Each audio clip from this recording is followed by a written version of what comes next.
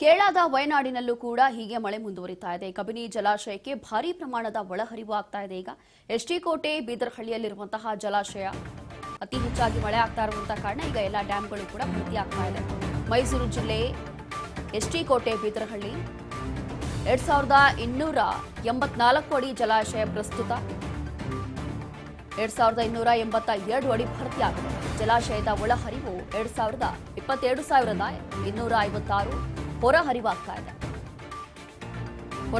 ಹೊರಹರಿವಾಗ್ತಾ ಇರುವಂಥದ್ದು 27,000. ಕಾವೇರಿ ವಿವಾದ ಸರ್ಕಾರಕ್ಕೆ ನೆರವಾಗಿರುವಂಥದ್ದು ಕಬಿನಿ ಜಲಾಶಯ. 5 ದಿನಗಳಿಂದ ತಮಿಳುನಾಡಿಗೆ 25,000 ಕ್ಯೂಸೆಕ್ ಕೂಡ ನೀರು ಹರಿಸಲಾಗ್ತಾ ಇದೆ. ಈಗಾಗಲೇ ಮೊದಲನೇ ದಿನ 30,000 ಕ್ಯೂಸೆಕ್ ನೀರನ್ನು ತಮಿಳುನಾಡಿಗೆ ಹರಿಸಿದ್ರು. ಅದಾದ ನಂತರ ಮಳೆ ಭಾರಿ ಪ್ರಮಾಣದಲ್ಲಿ ಆಗ್ತಾ ಇದೆ. ಹಾಗಾಗಿ ಅನಿವಾರ್ಯವಾಗಾದರೂ ನೀರು ಬಿಡಲೇಬೇಕು ಅಂತ ಹೇಳಿ ಸಂಬಂಧಪಟ್ಟಂತ ಅಧಿಕಾರಿಗಳು ಹೇಳಿದ್ರು.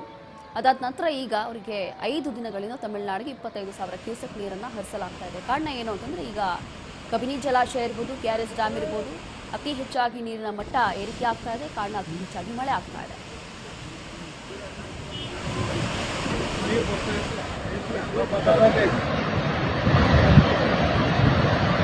ये